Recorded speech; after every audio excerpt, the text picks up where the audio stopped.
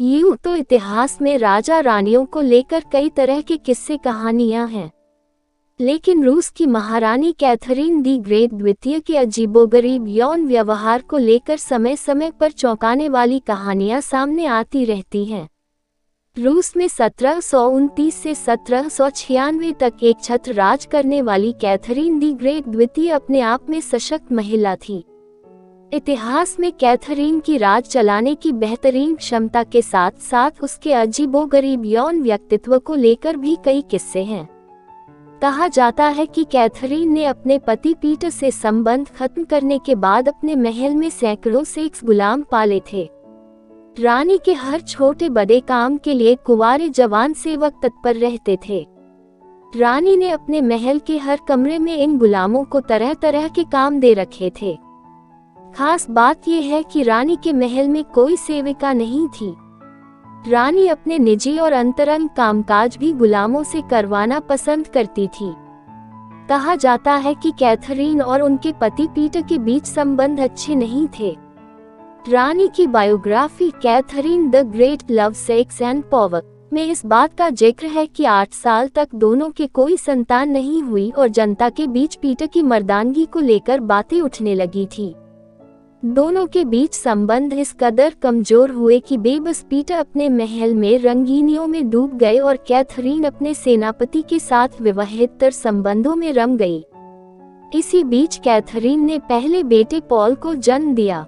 अफवाहें उड़ी कि पीटर नामर्द थे और ये बच्चा कैथरीन और सेनापति का था।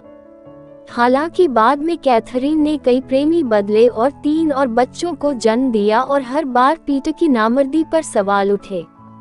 पीटर और रानी कैथरीन के बीच कैथरीन के प्रेमियों को लेकर कई बार तकरार हुई और ये तकरार महल के बाहर भी सुनाई दी, लेकिन कैथरीन अपने प्रेमियों से दूरी नहीं बना पाई। म्यूजियम सीक्रेट्स.tv पर दिखाए गए हर्मिटेज स्टेट सीक्रेट्स नामक एपिसोड में इस बात का उल्लेख है कि रानी ने महल के पास से एक सैलून बनवाया था। रानी के अजीबोगरीब शौक थे। वो अपने सेवकों के साथ संबंध बनाती थी।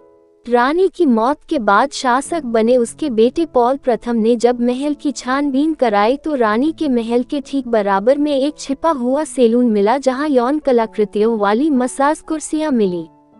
इन कुर्सियों पर संभोगरत महिला और पुरुषों की आकृतियां उकेरी गई थी। कहा जाता है कि यहाँ रानी अपनी यौन आकांक्षा को पूरा करने के लिए बैचलर पार्टी कराती थी, जहाँ राज्य के जवान लड़कों को पार्टी करने के लिए बुलाया जाता था।